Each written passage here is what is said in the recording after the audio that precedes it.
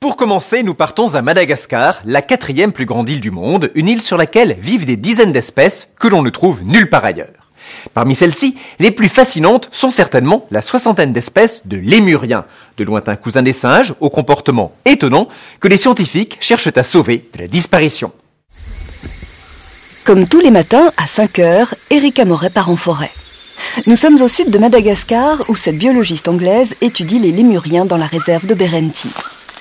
Cette forêt, c'est le seul refuge de ces primates au milieu d'une région aride.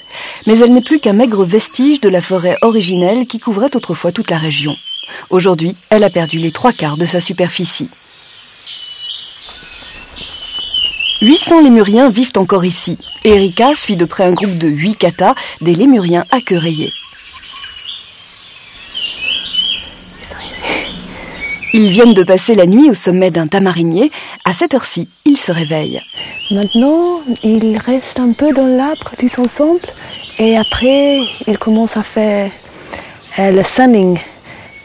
Ça, c'est quand tout le monde dans une ligne fait comme ça pour prendre le soleil. Le sunning, un bain de soleil destiné à récupérer des calories après une nuit plutôt fraîche. Les lémuriens ont visiblement compris très tôt les bienfaits d'un peu de relaxation matinale en plein soleil.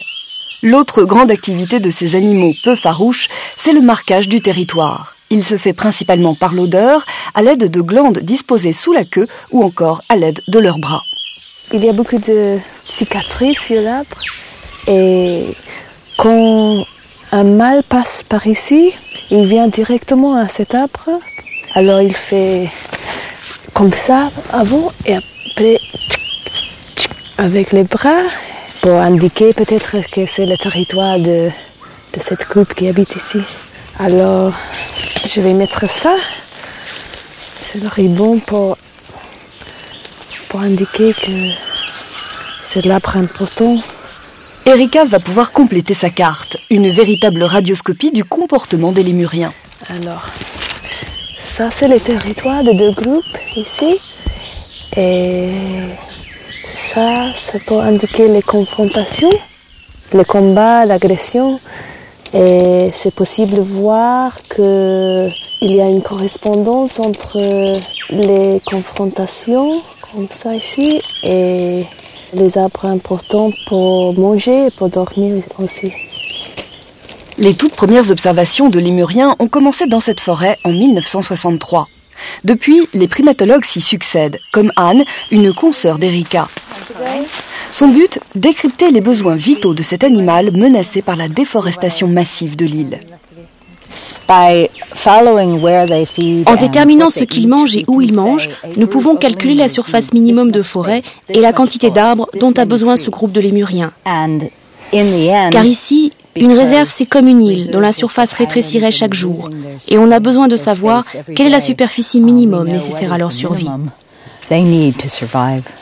En effet, les derniers lémuriens de Madagascar sont en compétition avec l'homme qui grignote petit à petit l'espace forestier pour le remplacer par des champs. Un phénomène relativement récent puisque l'homme n'est arrivé qu'au 5e siècle à Madagascar. Pour les lémuriens, l'histoire commence véritablement il y a 100 millions d'années, lorsqu'un morceau d'Afrique se détache pour former la 4e plus grande île du monde. Mais c'est il y a seulement 35 millions d'années qu'apparaissent les premiers lémuriens. Comment ? Les lémuriens sont probablement arrivés à Madagascar portés par des radeaux naturels. Leurs cousins restés en Afrique ont pratiquement disparu, victimes de la concurrence des singes et des grands fauves. En revanche, sur l'île, le terrain était disponible. Pas de singes pour les chasser de leurs arbres et pratiquement aucun prédateur. Seuls quelques rapaces ou quelques serpents comme ce boa peuvent se nourrir des nouveau-nés. Dans cet environnement favorable, les lémuriens ont proliféré. Aujourd'hui, 50 espèces, diurnes ou nocturnes, vivent dans les forêts malgaches, leur véritable habitat.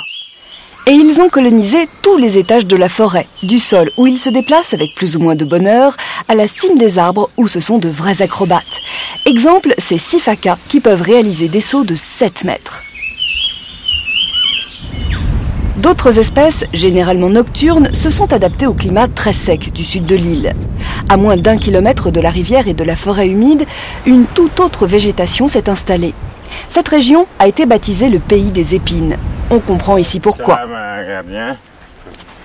Michel est guide dans la réserve de Berenti. Avec l'aide des gardiens de cette zone, il va tenter de nous montrer un des locataires les plus mystérieux de cette végétation hostile. Quelle belle lumière qu'il y a là. Nous partons à la recherche du plus petit lémurien du monde, le microcèbe. 45 à 50 grammes et la taille d'une souris. Un animal nocturne, encore mal connu car très difficile à observer. Le voilà. Aujourd'hui, sa survie, comme celle des autres espèces de lémuriens, dépend paradoxalement du tourisme. La réserve a ouvert une partie de sa forêt aux visiteurs. Une manière d'observer de près les animaux qui ne semblent pas pour autant dérangés. Nous avons ici plusieurs générations de lémuriens qui sont nés devant la présence des visiteurs. Donc la barrière entre les hommes et les lémuriens n'existe plus. Une dizaine de ces réserves existent aujourd'hui sur l'île. Au rythme où la forêt disparaît, cette forme de tourisme écologique est donc une chance pour les lémuriens. Peut-être même leur dernière de ne pas totalement disparaître. Autre animal menacé par l'invasion croissante de l'homme, le vautour, le plus grand oiseau de France. Il y a un siècle, il habitait toutes les montagnes du sud du pays, mais il y a une vingtaine d'années, il ne survivait plus que dans quelques endroits des Pyrénées. La population de vautours se redéveloppe aujourd'hui grâce aux efforts des biologistes, comme ceux que nous avons rencontrés dans la région des Grands Causses. Avec ses 2,80 m d'envergure, le vautour fauve est le plus grand rapace d'Europe. Autrefois, il peuplait de nombreuses régions du sud de la France. Mais les hommes l'ont exterminé presque partout.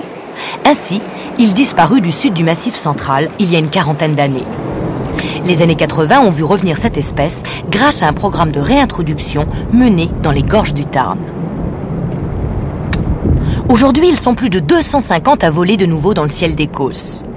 Devant une telle réussite, un deuxième projet s'est mis en place dans les gorges de la Vis, tout près du célèbre cirque de Navacelles.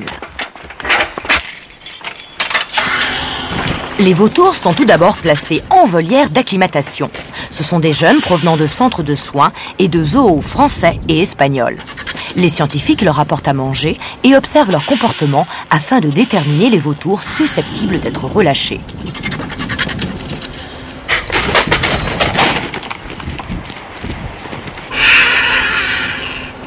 Seuls ceux ayant atteint l'âge adulte et paraissant bien acclimatés seront libérés. En effet, la mise en liberté représente pour eux un stress très important. De plus, ils ne sont pas assez musclés pour effectuer de longs vols, ni expérimentés pour bien contrôler ces vols et se diriger. Afin de pouvoir leur porter secours si nécessaire, les vautours sont munis d'émetteurs. Désolé, il est en bas là. Sur la crête ? Ouais. Chaque oiseau possède une fréquence qui lui est propre. Ce système permet de suivre les oiseaux une trentaine de jours, puis ils perdront l'émetteur lors de leur mue.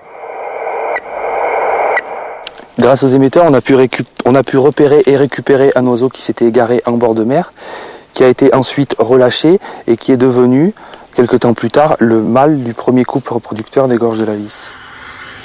Grâce à ce système, les vautours dont on retrouve la trace sont ainsi ramenés dans la volière avant d'être relâchés à nouveau. Les biologistes disposent d'un deuxième moyen d'identification.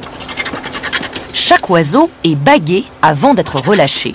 À l'aide d'un télescope, il est alors possible de déchiffrer les bagues jusqu'à 400 mètres. Lorsqu'un animal est repéré, les scientifiques observent son comportement et notent le jour, l'heure et sa situation géographique. Depuis 1993, 43 vautours ont été relâchés dans ces gorges. Pour l'instant, seulement 3 d'entre eux y sont restés. Ces chiffres n'ont rien d'alarmant car les jeunes vautours ont le goût du voyage. Après avoir vagabondé 1 ou 2 ans, ils reviennent généralement sur leur lieu d'origine. Tout est donc affaire de patience. Les vautours fauves, regroupés sur le bord des falaises, s'élancent dans le vide à la recherche de nourriture, c'est-à-dire d'animaux morts, puisque les vautours sont des charognards. Malheureusement, aujourd'hui, la loi oblige les éleveurs à retirer les animaux morts, privant ainsi les vautours de leur seule source de nourriture. C'est pourquoi les protecteurs des vautours doivent se transformer en transporteurs de cadavres de moutons. Ils les placent sur des aires de nourrissage spécialement aménagées à proximité de l'endroit où s'est fixée la colonie. Une fois repéré, un premier vautour descend vers la charogne. En quelques minutes, une dizaine de vautours se retrouvent sur la carcasse. Alors commence la curée, c'est-à-dire le repas des vautours. Ils ouvrent la bête à coups de bec et plongent leur cou à l'intérieur de l'animal pour en ressortir les viscères, mais préférés des vautours. En moins d'une heure, il ne reste que la peau et les os de l'animal. Derniers de la chaîne alimentaire, ces animaux sont donc très utiles. Et grâce à ces programmes de réintroduction, les causses retrouvent leurs éboueurs naturels. Et je rappelle que le vautour ne chasse pas de proie vivante, il se nourrit uniquement d'animaux morts. Les bergers n'ont donc aucun souci à se faire. Maintenant, nous partons au chaud pour suivre une biologiste qui n'a pas froid aux yeux, puisqu'elle étudie le plus grand serpent du monde, l'anaconda. Elle n'hésite pas à capturer à main nue une femelle pour réaliser une échographie. Regardez. Cette femme, c'est Maria Muñoz, une biologiste vénézuélienne qui étudie depuis 10 ans le comportement de l'anaconda dans son milieu naturel. Une recherche dangereuse. C'est au prix d'un corps à corps toujours risqué qu'elle parvient à percer les mystères de ce reptile géant.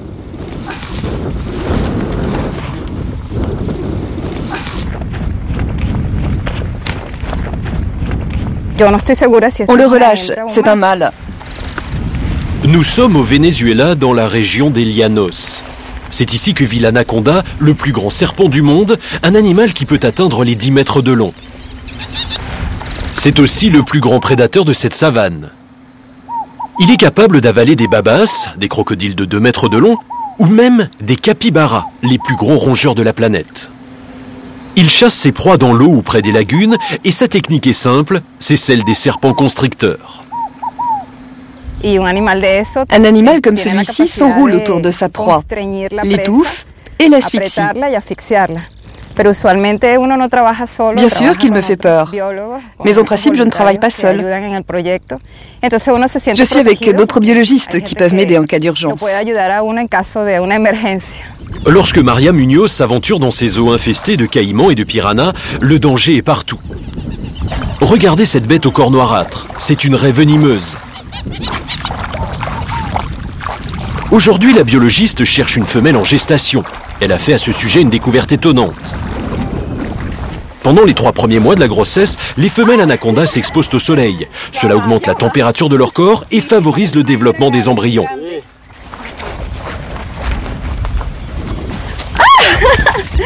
Je ne peux pas. Cette femelle est pleine d'énergie.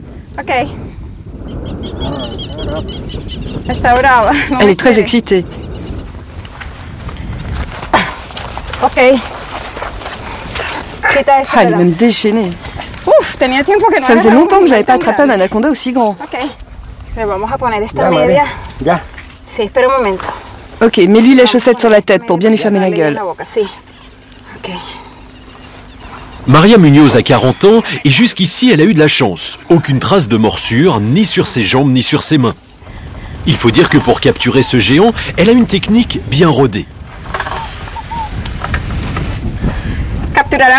Attraper un anaconda, c'est plus de la technique que de la force. Regardez-moi, je ne suis pas grande. A priori, on pourrait croire que 2 personnes ne suffisent même pas pour capturer un anaconda. Mais avec une bonne technique, c'est possible. Ma technique, c'est la patience. J'attends que l'animal se fatigue et je commence à travailler avec lui. Capturer, maîtriser et étudier l'anaconda sans jamais l'anesthésier, la technique est impressionnante. Mais pour la biologiste, c'est la plus économique et la plus sûre. Avec cette chaussette sur la tête, l'anaconda ne peut plus voir et ne peut plus donner des coups de langue pour capter les molécules chimiques qui l'entourent. Bref, il perd ses repères, ce qui en principe l'empêche d'attaquer. 56 kilos et 4,71 m, c'est un très beau spécimen. Cette anaconda pèse presque comme moi. Je pèse 52 kilos. À chaque capture, c'est le même rituel. Maria Muñoz enregistre, pèse et mesure l'animal. Depuis qu'elle a entamé ses recherches, elle a déjà attrapé 800 anacondas et observé près de 50 femelles en gestation. Mais aujourd'hui, c'est une première. Pour la première fois, la biologiste va réaliser l'échographie d'une femelle gestante. C'est exactement comme chez le radiologue. On applique le gel sur le ventre et avec la sonde, on découvre les embryons sur l'écran. Regardez, ici, on voit un œuf. Cette femelle a été fécondée il y a probablement un mois, car les embryons ne sont pas très grands. L'anaconda peut porter jusqu'à 75 petits dans son ventre pendant les 7 mois de sa grossesse. Sur l'échographie, vous voyez des œufs, mais attention, ce sont des œufs sans coquille. Quand la femelle accouche, elle accouche d'une multitude de petits serpenteaux. À la naissance, les bébés anacondas pèsent environ 250 grammes et mesurent 80 cm. Imaginez, ils mesurent environ cette taille à la naissance, et après, ils peuvent atteindre 5-6 mètres. C'est donc un serpent vivipare, et celle-ci, selon Maria, devrait donner naissance dans 6 mois à une trentaine de petits. Une fois les manipulations terminées et les informations enregistrées, Maria relâche l'anaconda dans son milieu naturel. Comme toujours, à l'endroit même où elle l'a capturé. Je sais quand elle veut m'attaquer ou pas. En ce moment, il y a un rapport de confiance entre nous. Elle est tranquille, et moi aussi. Il faut quand même une bonne dose de courage. Quand le plus grand serpent du monde s'enroule autour d'un être humain pour l'étouffer, il est très difficile de l'en délivrer.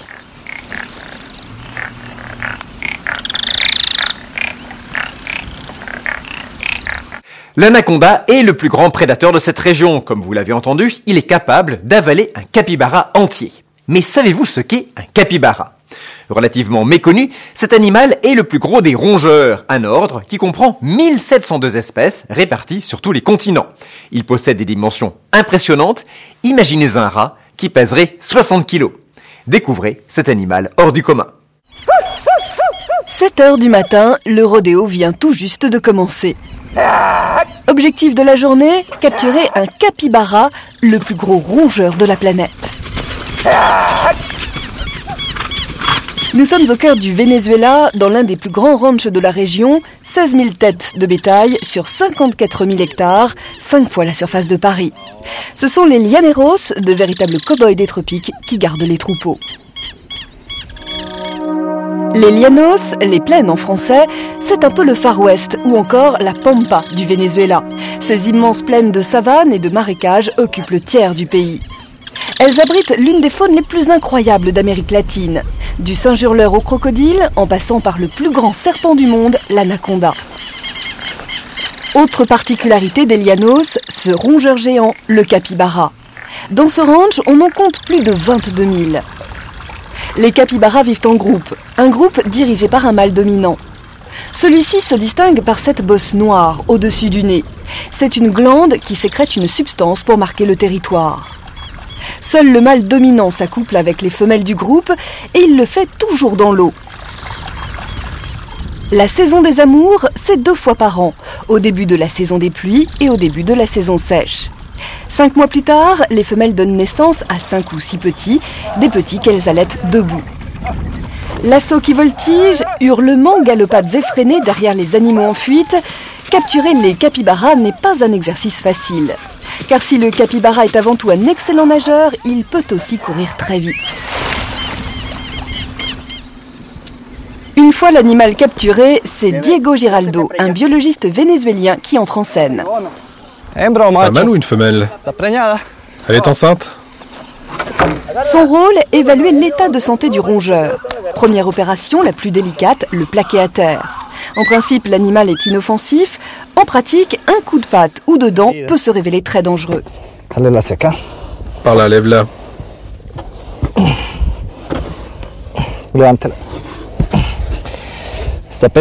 Oh, elle est lourde. Depuis 7 ans déjà, Diego Giraldo étudie le comportement du capybara dans son milieu naturel. Aujourd'hui, il concentre ses recherches sur les maladies qui peuvent affecter cette espèce et sur les parasites tropicaux qui peuvent être dangereux et parfois même mortels pour les chevaux des llanos. Son objectif, trouver un vaccin pour lutter contre ces parasites. Notre équipe cherche à identifier les parasites de ces animaux. Et la meilleure manière de les trouver, c'est de les chercher dans le sang. Pour cela, on va l'examiner au microscope et dans le sérum sanguin, on va chercher les anticorps qui permettent à l'animal de lutter contre ces parasites. Ça, ce n'est pas de la douleur, c'est de la colère. Diego a déjà capturé plus de 1300 capybaras. À chaque fois, c'est le même rituel, prise de sang et mensuration. Des mensurations particulièrement impressionnantes. Un adulte mâle peut mesurer jusqu'à 1,20 m de long et peser jusqu'à 70 kg. Autre particularité, ses pattes. Ces animaux ont 4 doigts sur les pattes de devant et 3 sur les pattes de derrière. Mais ce qui est important, c'est qu'entre chaque doigt, il y a 7 membranes. C'est une adaptation pour mieux nager. Sur les pattes de derrière, il y a les mêmes membranes.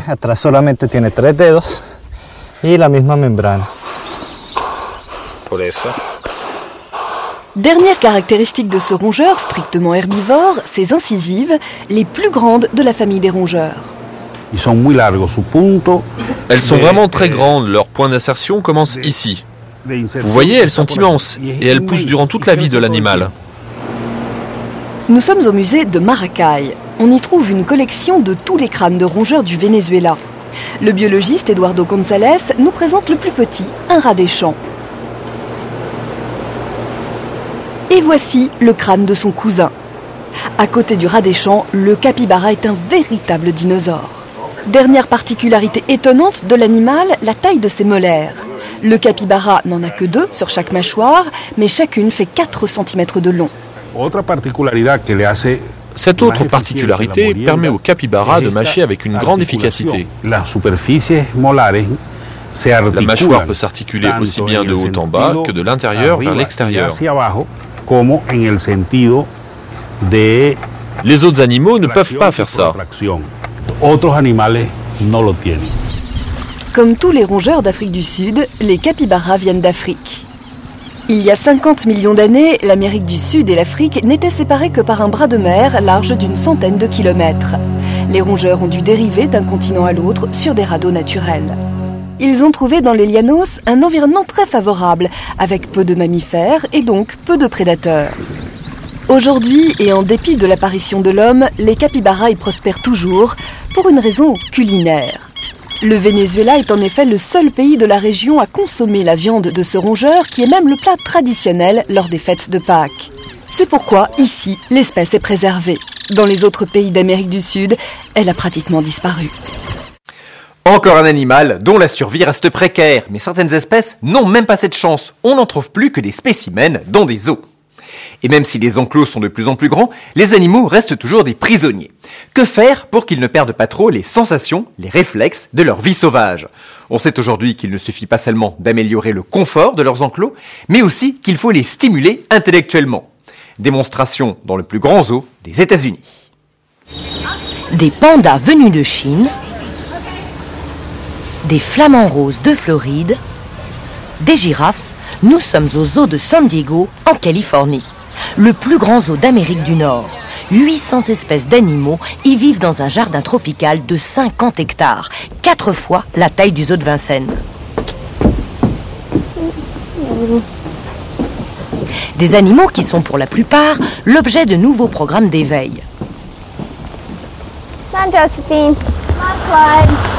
Des programmes destinés à maintenir en alerte leur capacité intellectuelle, passablement émoussée par des années de captivité.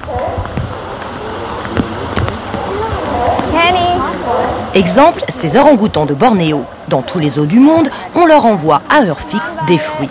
Mais ici, on procède d'une manière très différente. Première étape, ils reçoivent des feuilles de bananier. But du jeu, l'animal doit les décortiquer afin de se servir de leur nervure centrale comme d'une cuillère.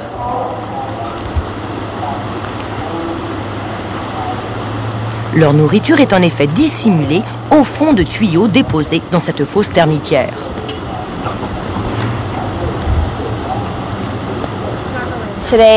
Aujourd'hui, on va leur donner de la compote de pommes. Ça les stimule intellectuellement. Ils doivent travailler pour se nourrir, ça ne leur arrive pas directement dans la bouche. C'est d'ailleurs comme ça qu'ils font dans leur milieu naturel. Pour ça, ce sont d'ailleurs des animaux très malins, très intelligents. Stimuler les animaux, faire travailler leur méninge, garder intacts les réflexes de la vie sauvage, tel est l'objectif de ces programmes d'éveil. Qu'il pleuve ou qu'il neige, chaque matin, les gardiens prennent 1 heure pour préparer l'espace des animaux. Voici comment on livre la nourriture dans l'enclos des ours polaires. Ce sont des glaçons géants placés stratégiquement aux abords de la piscine. Les couleurs vives vont attirer les ours et les inciter à une plongée matinale.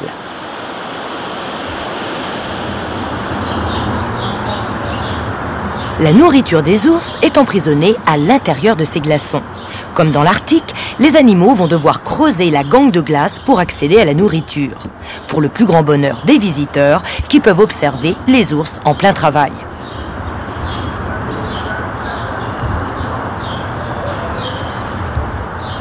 Voici de l'huile d'anis qui dégage une très bonne odeur. Et ici, ce sont des poils de chameau que nous récupérons quand nos chameaux les perdent. Pour nous, ça ne sent vraiment pas bon, mais les ours polaires les adorent. Dans la nature, l'ours polaire, très grand chasseur, flaire continuellement son environnement pour détecter des proies. Placés chaque jour dans des endroits différents de l'enclos, ces stimuli olfactifs l'aident à maintenir cet instinct, même si en captivité, il n'a plus besoin de chasser. Ainsi, jour après jour, l'environnement de ces ours polaires va changer légèrement, de quoi briser la monotonie de la captivité.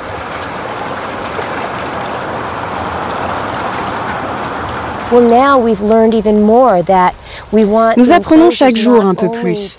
Et nous ne voulons plus que les enclos ne soient que des endroits où les visiteurs puissent bien voir les animaux. Il faut que ces enclos ressemblent le plus possible à leur milieu naturel.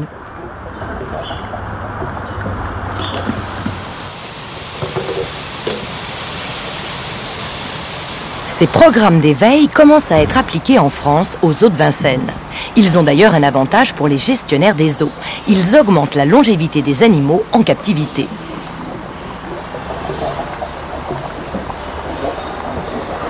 Eh oui, le sport, ça conserve.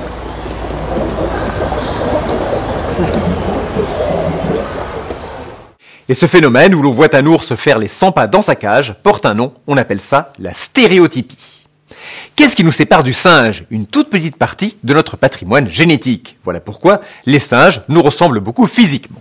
Intellectuellement, c'est une autre affaire. L'intelligence du singe peut-elle se comparer à celle de l'homme? Direction la Bretagne, où vivent sous le regard des chercheurs 2 colonies de singes capucins. Connaissez-vous le singe capucin? Moins connu que ses confrères d'Afrique, comme le chimpanzé ou le macaque, le capucin est originaire d'Amérique du Sud. Extrêmement habile dans la manipulation d'objets, aussi vif que curieux, ce petit singe intéresse les spécialistes du comportement animal, les éthologues.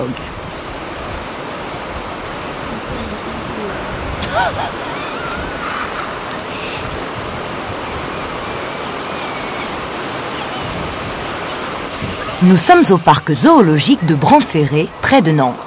Ici, 150 espèces d'animaux vivent en semi-liberté, et notamment 2 colonies de capucins qui occupent chacune une petite île. Cécile, chef soigneuse, a installé ce tronc d'arbre percé de trous et rempli de yaourt. Pour récupérer efficacement le yaourt, les capucins doivent utiliser de petites branches. Le but de l'expérience est de mieux connaître leurs facultés d'imitation. Regardez ce qui se passe avec le premier groupe de capucins. Incapables de comprendre comment utiliser les branches, ces singes doivent se contenter de leurs doigts.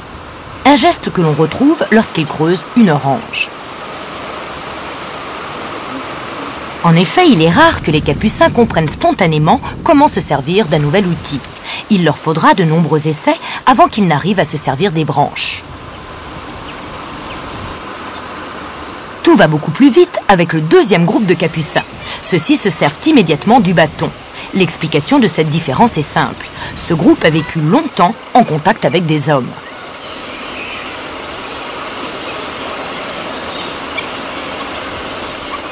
L'homme non seulement leur a appris à manipuler, mais ils ont aussi compris, à travers tous les outils qui étaient mis à leur disposition, à reproduire des tâches et à faire des combinaisons qu'autrement ils n'auraient jamais eu l'idée de faire. Ça donne une idée de leur intelligence parce qu'ils ont au moins cette capacité à observer et à se représenter au moins une partie de la performance qui est réalisée par un démonstrateur.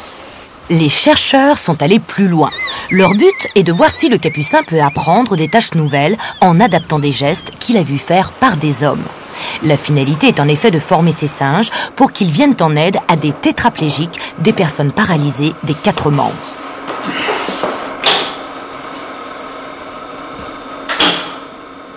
Sur cette vidéo, voici Kozig, une femelle de 4 ans, dans sa première séance d'apprentissage au laboratoire. Kozig, regarde. Kozig doit reproduire des exercices que lui montre la démonstratrice située sous la caméra. Quand la clochette sonne, c'est que l'exercice est réussi. Attention, regardez bien cet exercice particulièrement difficile.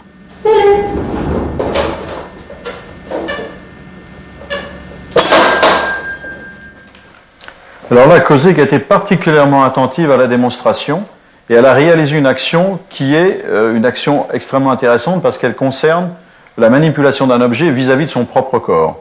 Et cette action est une action qui existe dans le répertoire du capucin, mais qui n'est pas une action banale, qui n'est pas une action courante.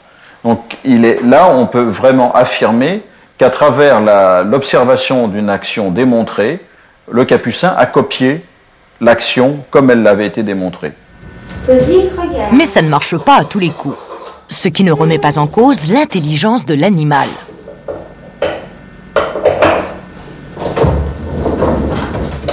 Les capucins sont doués d'une forme d'intelligence. Et la première forme d'intelligence, c'est l'intelligence sociale. Être capable de bénéficier du comportement d'un partenaire pour pouvoir modifier le sien ou améliorer ses performances, c'est une des premières formes d'intelligence sociale. Et oui, il ne faut pas réduire les capacités des capucins à leur seule faculté d'imitation de l'homme. L'intelligence du capucin, c'est avant tout celle qu'il déploie pour vivre harmonieusement avec ses semblables. Et maintenant, direction les États-Unis, où nous allons nous intéresser à une école un peu particulière. Une école où des élèves de tous les âges apprennent à communiquer avec un des meilleurs amis de l'homme, le dauphin. Communiquer avec les dauphins. Un rêve pour beaucoup d'entre nous, jusqu'ici réservé à une poignée de biologistes. Pourtant, le dauphin est, après le chien, l'animal qui établit le plus facilement le contact avec notre espèce. C'est pourquoi un parc marin de San Diego en Californie a mis en place un stage de familiarisation avec les dauphins ouvert au public. Ce petit groupe d'Américains va passer une demi-journée en classe, suivie d'une autre dans l'eau, pour entrer en contact avec les dauphins.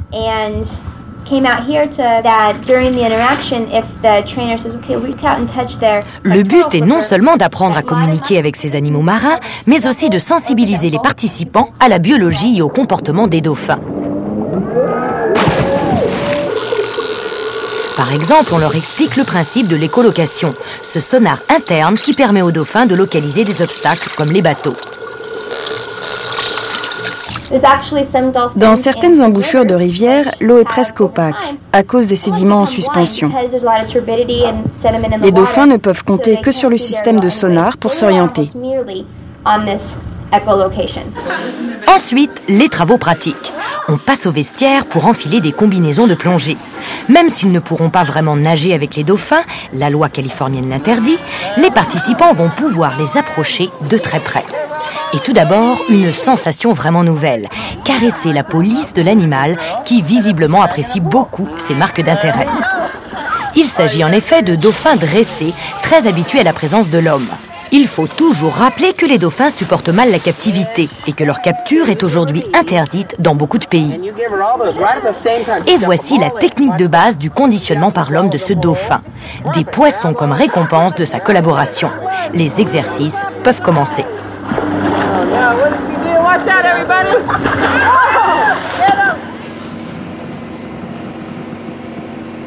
Ces stages attirent beaucoup de monde. Mais quelle est donc la raison de cette attirance qu'éprouvent les hommes vis-à-vis des dauphins? Je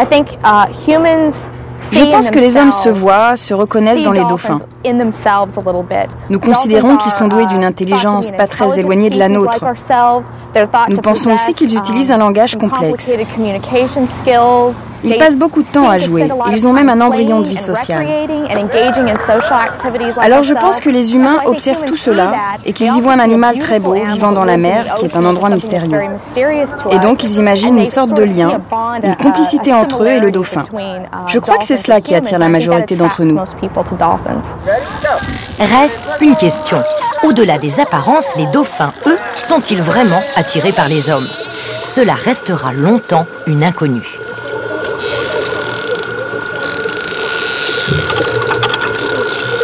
L'homme a beau innover sans cesse, perfectionner ses techniques, c'est toujours dans la nature que l'on observe les phénomènes les plus étonnants.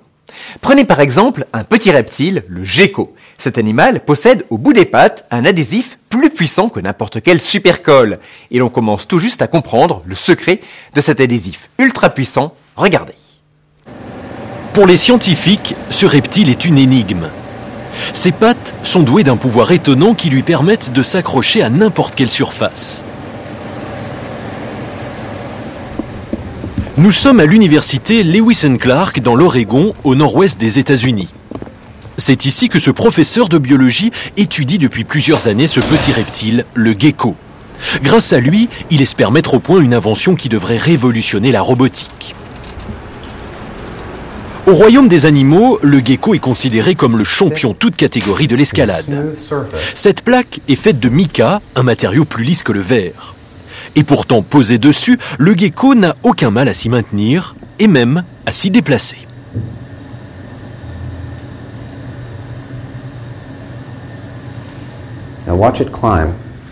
Si on l'observe lorsqu'il grimpe, on s'aperçoit qu'il peut attacher et détacher ses pattes 15 fois par seconde.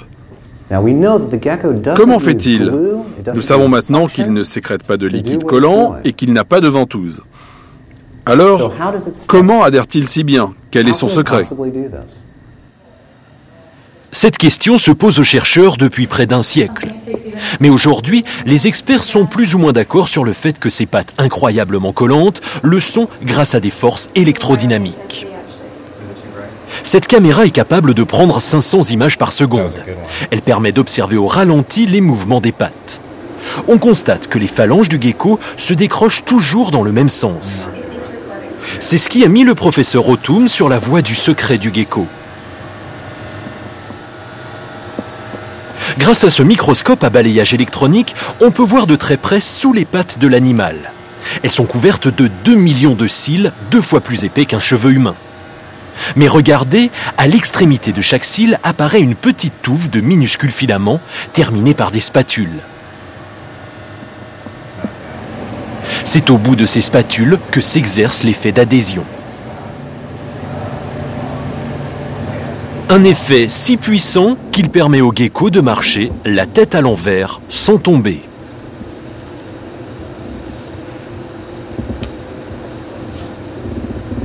Il peut même soutenir tout son poids par une seule patte. Le gecko possède en lui plus de force que celle dont il a besoin dans la nature.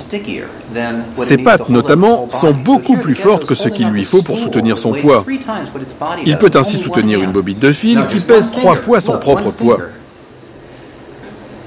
Et regardez maintenant avec une seule phalange. Étonnant, même dans l'eau, les pattes du gecko restent aussi collantes. Mais qu'est-ce qui le différencie des autres animaux ou des insectes capables eux aussi de défier la gravité? Pour y répondre, le professeur O'Toole a décidé d'effectuer un test encore jamais réalisé. Il va isoler un seul cil afin de mesurer son pouvoir adhésif dans un milieu liquide. Fixé à un support et immergé dans l'eau, ce cil est ensuite placé dans un appareil qui va mesurer la force qu'il faut exercer pour le décoller d'une tige d'acier. Voici l'accrochage. Puis le professeur remonte progressivement le support du cil jusqu'à ce que celui-ci se décroche de la tige d'acier. Résultat, ce petit cil exerce une force d'adhésion de 100 micronewtons, une performance incroyable compte tenu de sa dimension et que les physiciens comptent bien reproduire avec des cils synthétiques. Il y a beaucoup d'applications potentielles. Dans la robotique, par exemple, si nous pouvions faire des robots capables de grimper comme un gecko, on pourrait imaginer les pompiers en train d'envoyer des petits geckos-robots dans un bâtiment en feu pour rechercher les survivants. Ou par exemple dans l'espace, si le robot envoyé sur Mars avait eu des pattes comme le gecko, il aurait pu grimper sur les rochers. Sans perdre de temps, le professeur Autumn a déjà collaboré avec une société de robotique. Elle a mis au point 2 robots dont les pattes et les chenilles possèdent des cils synthétiques inspirés de ceux du gecko. Et ce sont déjà d'excellents grimpeurs. Cette démonstration montre qu'il nous reste encore beaucoup de choses à apprendre des animaux. Maintenant que vous en savez plus, saurez-vous répondre aux questions de notre quiz? À très bientôt. Pour commencer, nous partons à Madagascar, la 4e plus grande île du monde, une île sur laquelle vivent des dizaines d'espèces que l'on ne trouve nulle part ailleurs.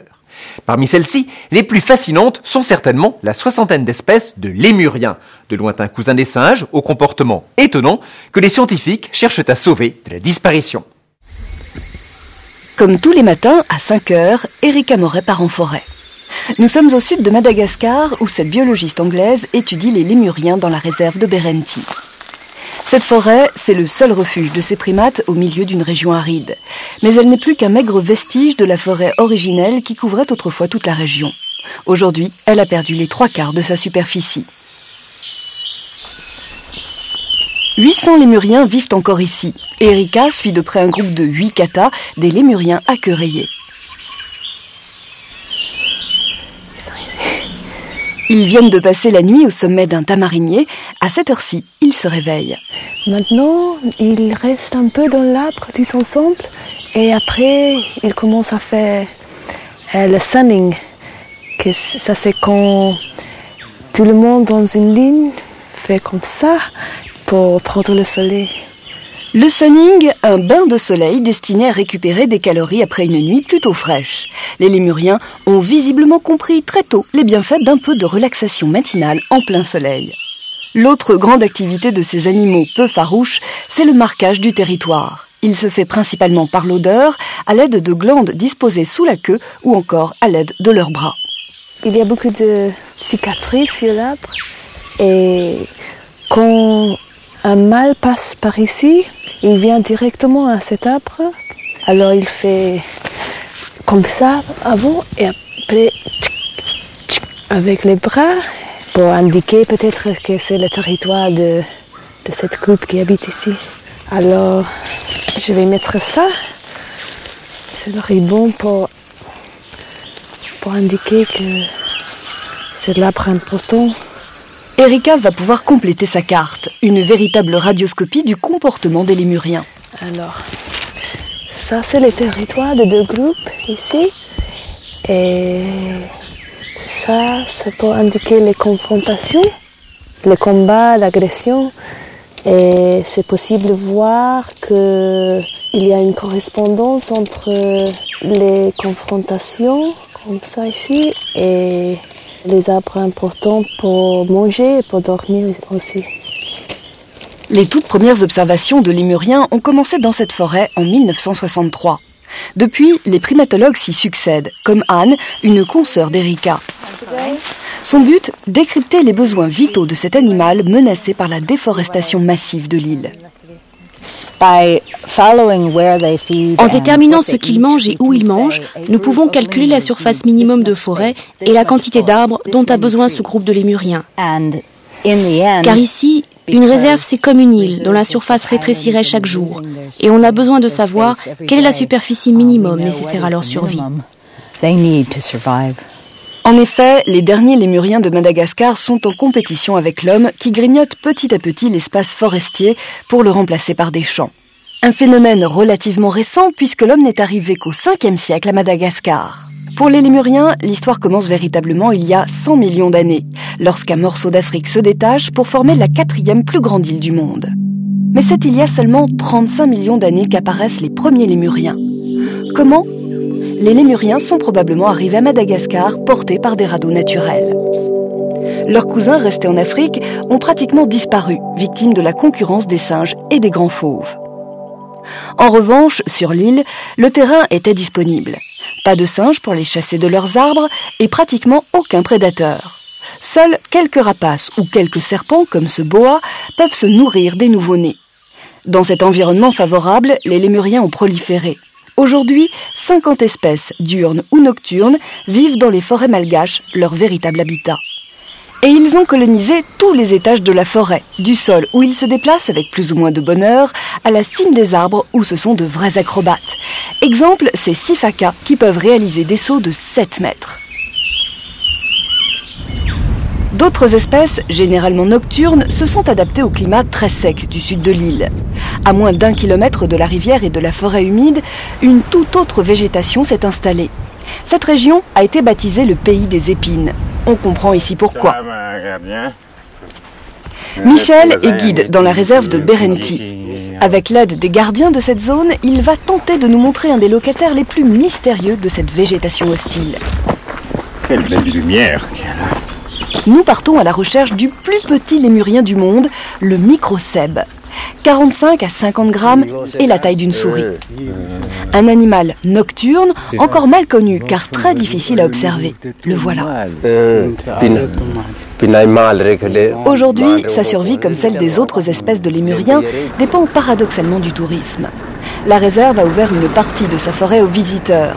Une manière d'observer de près les animaux qui ne semblent pas pour autant dérangés. Nous avons ici plusieurs générations de lémuriens qui sont nés devant la présence des visiteurs. Donc la barrière entre les hommes et les lémuriens n'existe plus. Une dizaine de ces réserves existent aujourd'hui sur l'île. Au rythme où la forêt disparaît, cette forme de tourisme écologique est donc une chance pour les lémuriens. Peut-être même leur dernière de ne pas totalement disparaître. Autre animal menacé par l'invasion croissante de l'homme, le vautour, le plus grand oiseau de France. Il y a un siècle, il habitait toutes les montagnes du sud du pays, mais il y a une vingtaine d'années, il ne survivait plus que dans quelques endroits des Pyrénées. La population de vautours se redéveloppe aujourd'hui grâce aux efforts des biologistes, comme ceux que nous avons rencontrés dans la région des Grands Causses. Avec ses 2,80 m d'envergure, le vautour fauve est le plus grand rapace d'Europe. Autrefois, il peuplait de nombreuses régions du sud de la France. Mais les hommes l'ont exterminé presque partout.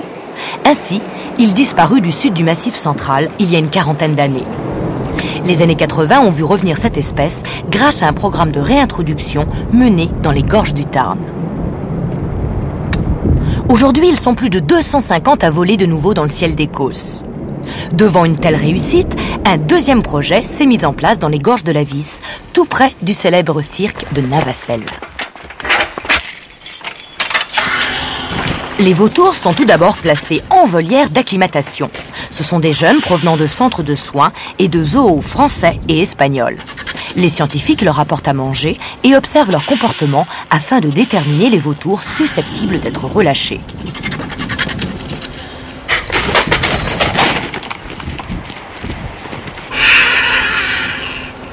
Seuls ceux ayant atteint l'âge adulte et paraissant bien acclimatés seront libérés. En effet, la mise en liberté représente pour eux un stress très important. De plus, ils ne sont pas assez musclés pour effectuer de longs vols, ni expérimentés pour bien contrôler ces vols et se diriger. Afin de pouvoir leur porter secours si nécessaire, les vautours sont munis d'émetteurs. Désolé, il est en bas là. Sur la crête? Ouais. Chaque oiseau possède une fréquence qui lui est propre. Ce système permet de suivre les oiseaux une trentaine de jours, puis ils perdront l'émetteur lors de leur mue. Grâce aux émetteurs, on a pu repérer et récupérer un oiseau qui s'était égaré en bord de mer, qui a été ensuite relâché et qui est devenu, quelque temps plus tard, le mâle du premier couple reproducteur des gorges de la Vis. Grâce à ce système, les vautours dont on retrouve la trace sont ainsi ramenés dans la volière avant d'être relâchés à nouveau. Les biologistes disposent d'un deuxième moyen d'identification. Chaque oiseau est bagué avant d'être relâché. À l'aide d'un télescope, il est alors possible de déchiffrer les bagues jusqu'à 400 mètres. Lorsqu'un animal est repéré, les scientifiques observent son comportement et notent le jour, l'heure et sa situation géographique. Depuis 1993, 43 vautours ont été relâchés dans ces gorges. Pour l'instant, seulement 3 d'entre eux y sont restés. Ces chiffres n'ont rien d'alarmant car les jeunes vautours ont le goût du voyage. Après avoir vagabondé 1 ou 2 ans, ils reviennent généralement sur leur lieu d'origine. Tout est donc affaire de patience. Les vautours fauves, regroupés sur le bord des falaises, s'élancent dans le vide à la recherche de nourriture, c'est-à-dire d'animaux morts, puisque les vautours sont des charognards. Malheureusement, aujourd'hui, la loi oblige les éleveurs à retirer les animaux morts, privant ainsi les vautours de leur seule source de nourriture. C'est pourquoi les protecteurs des vautours doivent se transformer en transporteurs de cadavres de moutons. Ils les placent sur des aires de nourrissage spécialement aménagées à proximité de l'endroit où s'est fixée la colonie.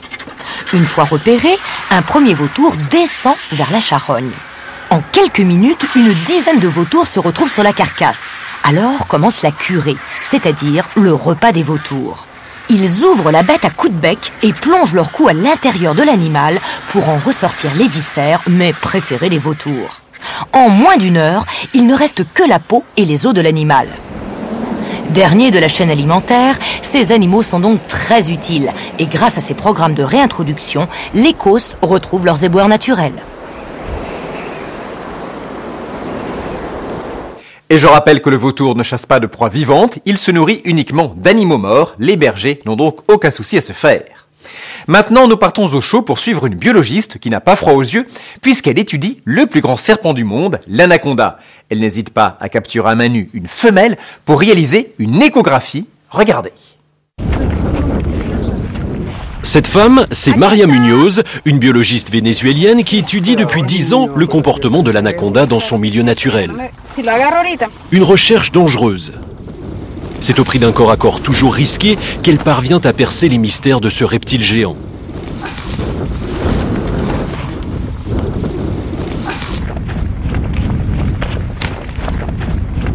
On le relâche, c'est un mâle. Nous sommes au Venezuela, dans la région des Llanos. C'est ici que vit l'anaconda, le plus grand serpent du monde, un animal qui peut atteindre les 10 mètres de long. C'est aussi le plus grand prédateur de cette savane. Il est capable d'avaler des babas, des crocodiles de 2 mètres de long, ou même des capybaras, les plus gros rongeurs de la planète. Il chasse ses proies dans l'eau ou près des lagunes, et sa technique est simple, c'est celle des serpents constricteurs. Un animal comme celui-ci s'enroule autour de sa proie, l'étouffe et l'asphyxie. Bien sûr qu'il me fait peur, mais en principe je ne travaille pas seul. Je suis avec d'autres biologistes qui peuvent m'aider en cas d'urgence. Lorsque Maria Muñoz s'aventure dans ces eaux infestées de caïmans et de piranhas, le danger est partout. Regardez cette bête au corps noirâtre, c'est une raie venimeuse. Aujourd'hui, la biologiste cherche une femelle en gestation. Elle a fait à ce sujet une découverte étonnante. Pendant les 3 premiers mois de la grossesse, les femelles anacondas s'exposent au soleil. Cela augmente la température de leur corps et favorise le développement des embryons.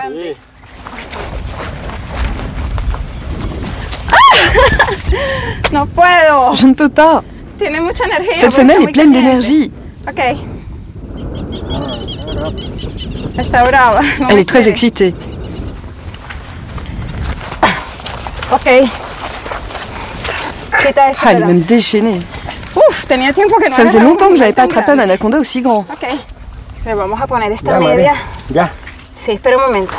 Ok, mets-lui la chaussette sur la tête pour bien lui fermer la gueule. Maria Muñoz a 40 ans et jusqu'ici elle a eu de la chance. Aucune trace de morsure, ni sur ses jambes, ni sur ses mains. Il faut dire que pour capturer ce géant, elle a une technique bien rodée. Attraper un anaconda, c'est plus de la technique que de la force. Regardez-moi, je ne suis pas grande. A priori, on pourrait croire que 2 personnes ne suffisent même pas pour capturer un anaconda. Mais avec une bonne technique, c'est possible. Ma technique, c'est la patience. J'attends que l'animal se fatigue et je commence à travailler avec lui. Capturer, maîtriser et étudier l'anaconda sans jamais l'anesthésier, la technique est impressionnante. Mais pour la biologiste, c'est la plus économique et la plus sûre. Avec cette chaussette sur la tête, l'anaconda ne peut plus voir et ne peut plus donner des coups de langue pour capter les molécules chimiques qui l'entourent. Bref, il perd ses repères, ce qui en principe l'empêche d'attaquer. 56 kilos et 4,71 m, c'est un très beau spécimen. Cette anaconda pèse presque comme moi. Je pèse 52 kilos. À chaque capture, c'est le même rituel. Maria Munoz enregistre, pèse et mesure l'animal. Depuis qu'elle a entamé ses recherches, elle a déjà attrapé 800 anacondas et observé près de 50 femelles en gestation. Mais aujourd'hui, c'est une première. Pour la première fois, la biologiste va réaliser l'échographie d'une femelle gestante. C'est exactement comme chez le radiologue. On applique le gel sur le ventre et avec la sonde, on découvre les embryons sur l'écran. Regardez, ici, on voit un œuf. Cette femelle a été fécondée il y a probablement un mois, car les embryons ne sont pas très grands. L'anaconda peut porter jusqu'à 75 petits dans son ventre pendant les 7 mois de sa grossesse. Sur l'échographie, vous voyez des œufs, mais attention, ce sont des œufs sans coquille. Quand la femelle accouche, elle accouche d'une multitude de petits serpenteaux. À la naissance, les bébés anacondas pèsent environ 250 grammes et mesurent 80 cm. Imaginez, ils mesurent environ cette taille à la naissance, et après, ils peuvent atteindre 5-6 mètres. C'est donc un serpent vivipare, et celle-ci, selon Maria, devrait donner naissance dans 6 mois à une trentaine de petits. Une fois les manipulations terminées et les informations enregistrées, Maria relâche l'anaconda dans son milieu naturel. Comme toujours, à l'endroit même où elle l'a capturé. Je sais quand elle veut m'attaquer ou pas. En ce moment, il y a un rapport de confiance entre nous. Elle est tranquille, et moi aussi. Il faut quand même une bonne dose de courage. Quand le plus grand serpent du monde s'enroule autour d'un être humain pour l'étouffer, il est très difficile de l'en délivrer.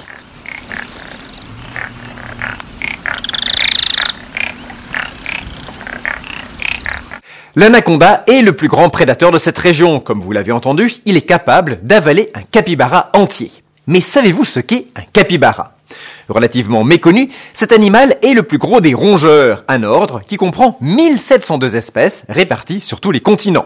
Il possède des dimensions impressionnantes. Imaginez un rat qui pèserait 60 kilos. Découvrez cet animal hors du commun. 7 heures du matin, le rodéo vient tout juste de commencer. Objectif de la journée, capturer un capybara, le plus gros rongeur de la planète. Nous sommes au cœur du Venezuela, dans l'un des plus grands ranchs de la région, 16 000 têtes de bétail sur 54 000 hectares, 5 fois la surface de Paris.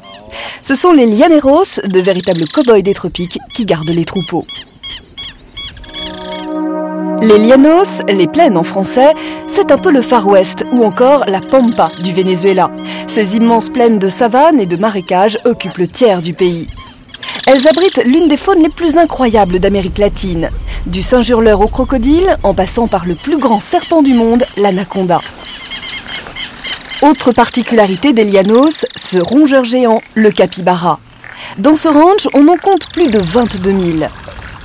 Les capybaras vivent en groupe, un groupe dirigé par un mâle dominant.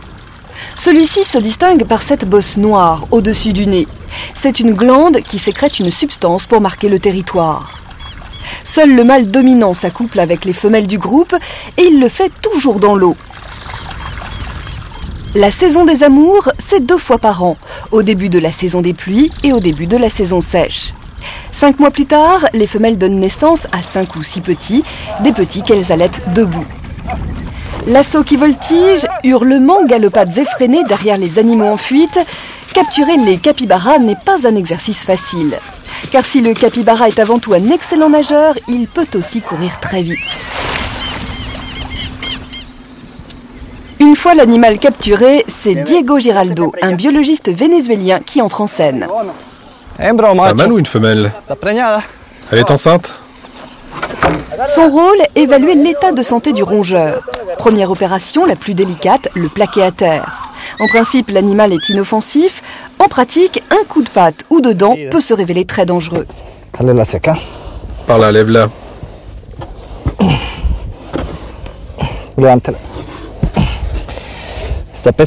Oh, elle est lourde. Depuis 7 ans déjà, Diego Giraldo étudie le comportement du capybara dans son milieu naturel. Aujourd'hui, il concentre ses recherches sur les maladies qui peuvent affecter cette espèce et sur les parasites tropicaux qui peuvent être dangereux et parfois même mortels pour les chevaux des llanos. Son objectif, trouver un vaccin pour lutter contre ces parasites. Notre équipe cherche à identifier les parasites de ces animaux. Et la meilleure manière de les trouver, c'est de les chercher dans le sang. Pour cela, on va l'examiner au microscope et dans le sérum sanguin, on va chercher les anticorps qui permettent à l'animal de lutter contre ces parasites. Ça, ce n'est pas de la douleur, c'est de la colère. Diego a déjà capturé plus de 1300 capybaras. À chaque fois, c'est le même rituel, prise de sang et mensuration. Des mensurations particulièrement impressionnantes. Un adulte mâle peut mesurer jusqu'à 1,20 m de long et peser jusqu'à 70 kg. Autre particularité, ses pattes. Ces animaux ont 4 doigts sur les pattes de devant et 3 sur les pattes de derrière. Mais ce qui est important, c'est qu'entre chaque doigt, il y a 7 membranes. C'est une adaptation pour mieux nager. Sur les pattes de derrière, il y a les mêmes membranes.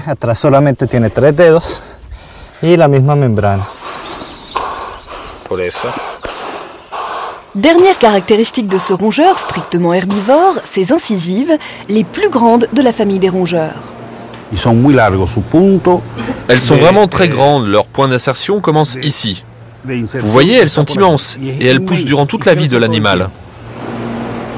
Nous sommes au musée de Maracay. On y trouve une collection de tous les crânes de rongeurs du Venezuela. Le biologiste Eduardo González nous présente le plus petit, un rat des champs. Et voici le crâne de son cousin. À côté du rat des champs, le capybara est un véritable dinosaure. Dernière particularité étonnante de l'animal, la taille de ses molaires. Le capybara n'en a que 2 sur chaque mâchoire, mais chacune fait 4 cm de long. Cette autre particularité permet au capybara de mâcher avec une grande efficacité. La mâchoire peut s'articuler aussi bien de haut en bas que de l'intérieur vers l'extérieur. Les autres animaux ne peuvent pas faire ça.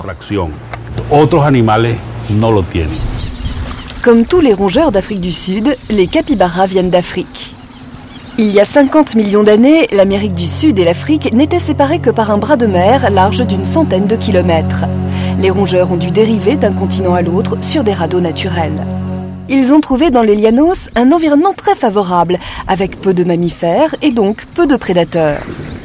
Aujourd'hui, et en dépit de l'apparition de l'homme, les capybaras y prospèrent toujours, pour une raison culinaire. Le Venezuela est en effet le seul pays de la région à consommer la viande de ce rongeur, qui est même le plat traditionnel lors des fêtes de Pâques. C'est pourquoi, ici, l'espèce est préservée. Dans les autres pays d'Amérique du Sud, elle a pratiquement disparu. Encore un animal dont la survie reste précaire, mais certaines espèces n'ont même pas cette chance. On n'en trouve plus que des spécimens dans des zoos.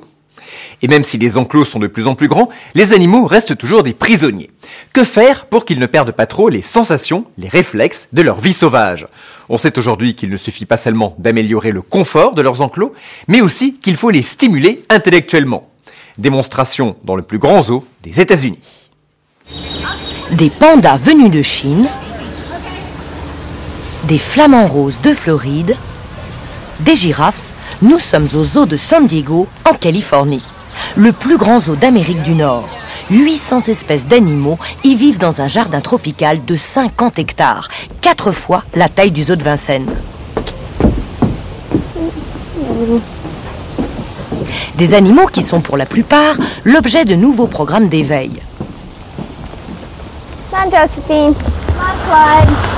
Des programmes destinés à maintenir en alerte leur capacité intellectuelle, passablement émoussée par des années de captivité.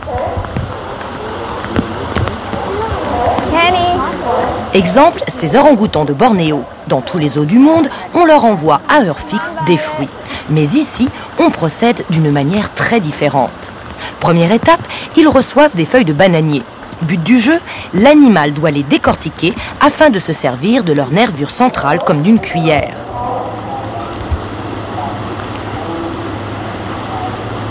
Leur nourriture est en effet dissimulée au fond de tuyaux déposés dans cette fosse termitière.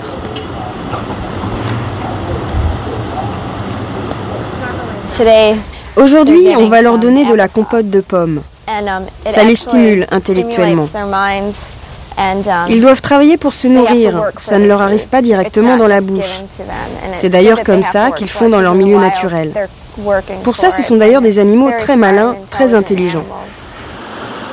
Stimuler les animaux, faire travailler leur méninge, garder intacts les réflexes de la vie sauvage, tel est l'objectif de ces programmes d'éveil. Qu'il pleuve ou qu'il neige, chaque matin, les gardiens prennent 1 heure pour préparer l'espace des animaux. Voici comment on livre la nourriture dans l'enclos des ours polaires. Ce sont des glaçons géants placés stratégiquement aux abords de la piscine. Les couleurs vives vont attirer les ours et les inciter à une plongée matinale.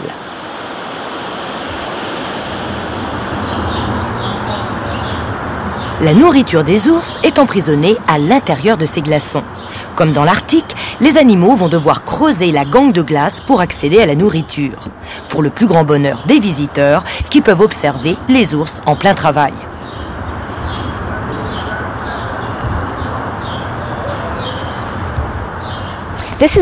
Voici de l'huile d'anis qui dégage une très bonne odeur. Et ici, ce sont des poils de chameau que nous récupérons quand nos chameaux les perdent. Pour nous, ça ne sent vraiment pas bon, mais les ours polaires les adorent. Dans la nature, l'ours polaire, très grand chasseur, flaire continuellement son environnement pour détecter des proies. Placés chaque jour dans des endroits différents de l'enclos, ces stimuli olfactifs l'aident à maintenir cet instinct, même si en captivité, il n'a plus besoin de chasser. Ainsi, jour après jour, l'environnement de ces ours polaires va changer légèrement, de quoi briser la monotonie de la captivité.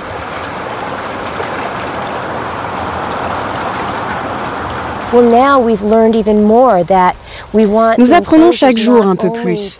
Et nous ne voulons plus que les enclos ne soient que des endroits où les visiteurs puissent bien voir les animaux. Il faut que ces enclos ressemblent le plus possible à leur milieu naturel.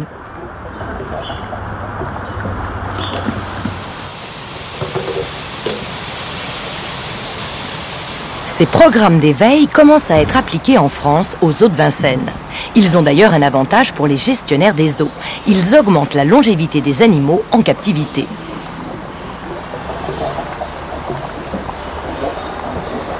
Eh oui, le sport, ça conserve.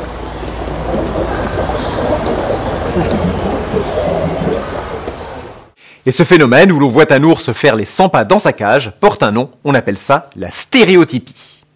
Qu'est-ce qui nous sépare du singe? Une toute petite partie de notre patrimoine génétique. Voilà pourquoi les singes nous ressemblent beaucoup physiquement. Intellectuellement, c'est une autre affaire. L'intelligence du singe peut-elle se comparer à celle de l'homme? Direction la Bretagne, où vivent sous le regard des chercheurs 2 colonies de singes capucins. Connaissez-vous le singe capucin? Moins connu que ses confrères d'Afrique, comme le chimpanzé ou le macaque, le capucin est originaire d'Amérique du Sud. Extrêmement habile dans la manipulation d'objets, aussi vif que curieux, ce petit singe intéresse les spécialistes du comportement animal, les éthologues.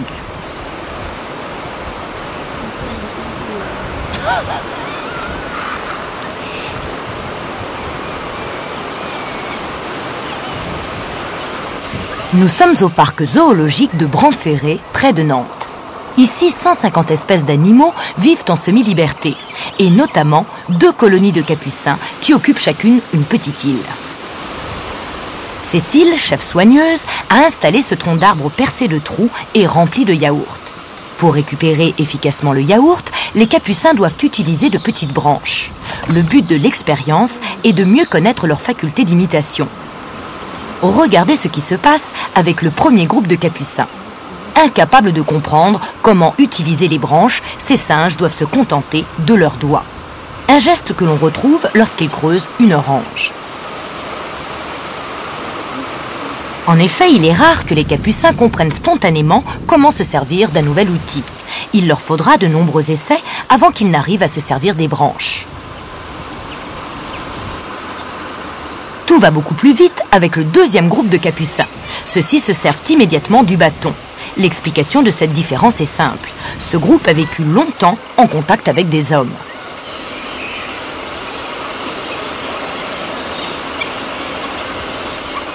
L'homme non seulement leur a appris à manipuler, mais ils ont aussi compris, à travers tous les outils qui étaient mis à leur disposition, à reproduire des tâches et à faire des combinaisons qu'autrement ils n'auraient jamais eu l'idée de faire. Ça donne une idée de leur intelligence parce qu'ils ont au moins cette capacité à observer et à se représenter au moins une partie de la performance qui est réalisée par un démonstrateur.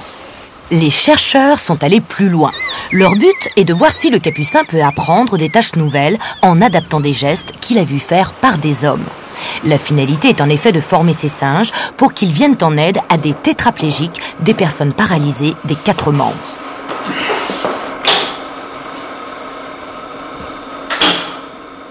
Sur cette vidéo, voici Kozig, une femelle de 4 ans, dans sa première séance d'apprentissage au laboratoire. Kozig, regarde. Kozig doit reproduire des exercices que lui montre la démonstratrice située sous la caméra. Quand la clochette sonne, c'est que l'exercice est réussi. Attention, regardez bien cet exercice particulièrement difficile.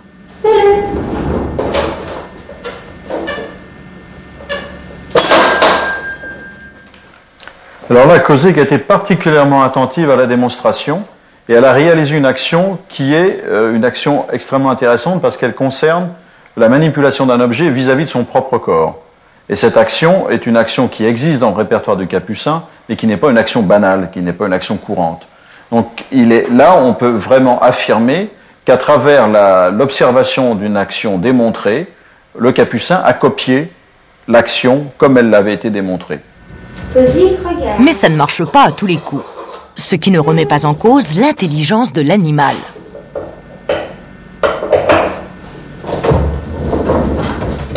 Les capucins sont doués d'une forme d'intelligence. Et la première forme d'intelligence, c'est l'intelligence sociale.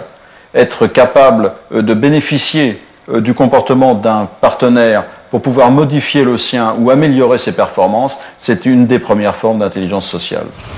Et oui, il ne faut pas réduire les capacités des capucins à leur seule faculté d'imitation de l'homme. L'intelligence du capucin, c'est avant tout celle qu'il déploie pour vivre harmonieusement avec ses semblables. Et maintenant, direction les États-Unis, où nous allons nous intéresser à une école un peu particulière. Une école où des élèves de tous les âges apprennent à communiquer avec un des meilleurs amis de l'homme, le dauphin. Communiquer avec les dauphins, un rêve pour beaucoup d'entre nous, jusqu'ici réservé à une poignée de biologistes. Pourtant, le dauphin est, après le chien, l'animal qui établit le plus facilement le contact avec notre espèce. C'est pourquoi un parc marin de San Diego en Californie a mis en place un stage de familiarisation avec les dauphins ouvert au public. Ce petit groupe d'Américains va passer une demi-journée en classe, suivie d'une autre dans l'eau, pour entrer en contact avec les dauphins.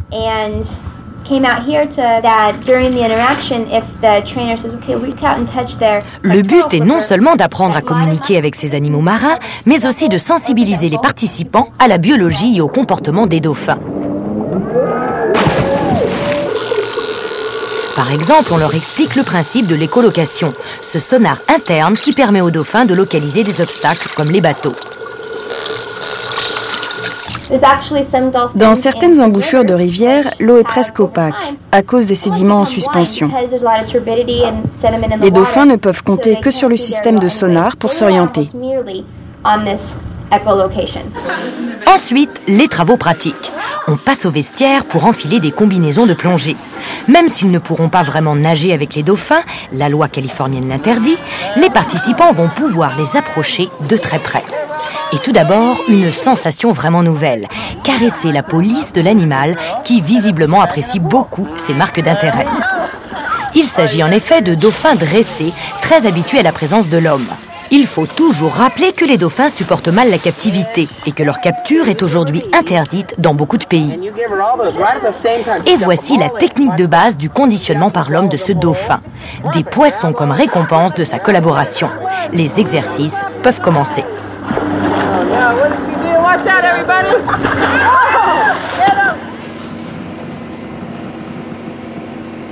Ces stages attirent beaucoup de monde. Mais quelle est donc la raison de cette attirance qu'éprouvent les hommes vis-à-vis des dauphins? Je pense que les hommes se voient, se reconnaissent dans les dauphins. Nous considérons qu'ils sont doués d'une intelligence pas très éloignée de la nôtre. Nous pensons aussi qu'ils utilisent un langage complexe.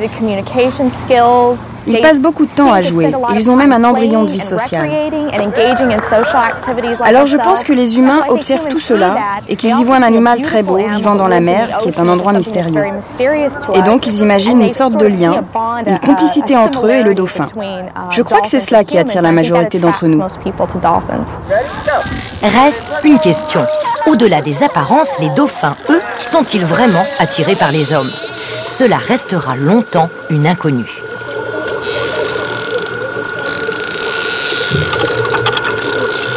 L'homme a beau innover sans cesse, perfectionner ses techniques, c'est toujours dans la nature que l'on observe les phénomènes les plus étonnants. Prenez par exemple un petit reptile, le gecko. Cet animal possède au bout des pattes un adhésif plus puissant que n'importe quel supercolle.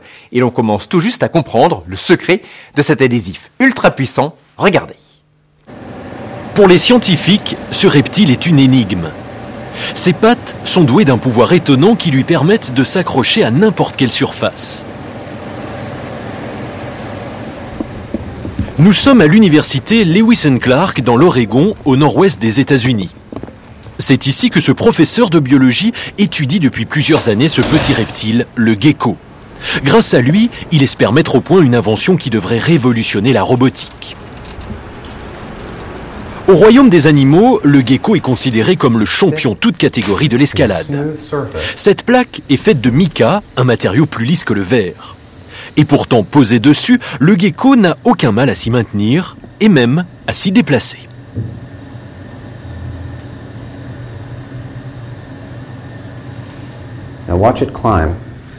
Si on l'observe lorsqu'il grimpe, on s'aperçoit qu'il peut attacher et détacher ses pattes 15 fois par seconde. Comment fait-il?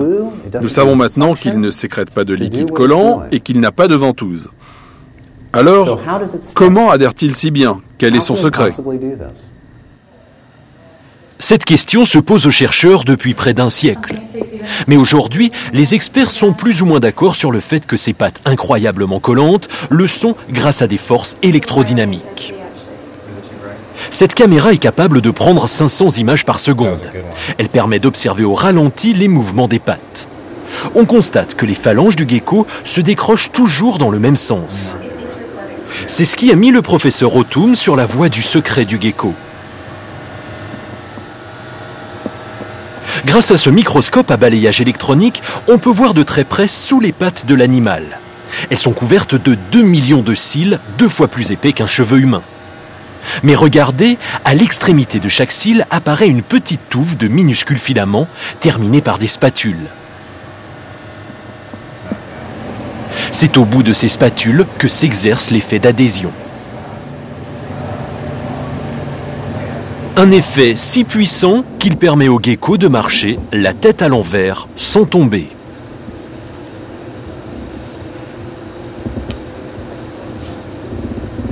Il peut même soutenir tout son poids par une seule patte.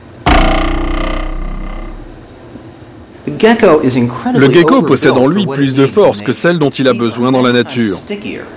Ses pattes, notamment, sont beaucoup plus fortes que ce qu'il lui faut pour soutenir son poids. Il peut ainsi soutenir une bobine de fil qui pèse 3 fois son propre poids. Et regardez maintenant avec une seule phalange. Étonnant, même dans l'eau, les pattes du gecko restent aussi collantes. Mais qu'est-ce qui le différencie des autres animaux ou des insectes capables eux aussi de défier la gravité? Pour y répondre, le professeur O'Toole a décidé d'effectuer un test encore jamais réalisé. Il va isoler un seul cil afin de mesurer son pouvoir adhésif dans un milieu liquide. Fixé à un support et immergé dans l'eau, ce cil est ensuite placé dans un appareil qui va mesurer la force qu'il faut exercer pour le décoller d'une tige d'acier. Voici l'accrochage. Puis le professeur remonte progressivement le support du cil jusqu'à ce que celui-ci se décroche de la tige d'acier.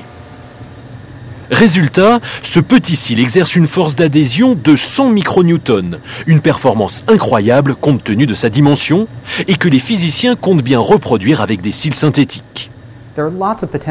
Il y a beaucoup d'applications potentielles. Dans la robotique, par exemple, si nous pouvions faire des robots capables de grimper comme un gecko, on pourrait imaginer les pompiers en train d'envoyer des petits geckos robots dans un bâtiment en feu pour rechercher les survivants. Ou par exemple dans l'espace, si le robot envoyé sur Mars avait eu des pattes comme le gecko, il aurait pu grimper sur les rochers. Sans perdre de temps, le professeur Autumn a déjà collaboré avec une société de robotique. Elle a mis au point 2 robots dont les pattes et les chenilles possèdent des cils synthétiques inspirés de ceux du gecko. Et ce sont déjà d'excellents grimpeurs. Cette démonstration montre qu'il nous reste encore beaucoup de choses à apprendre des animaux. Maintenant que vous en savez plus, saurez-vous répondre aux questions de notre quiz? À très bientôt.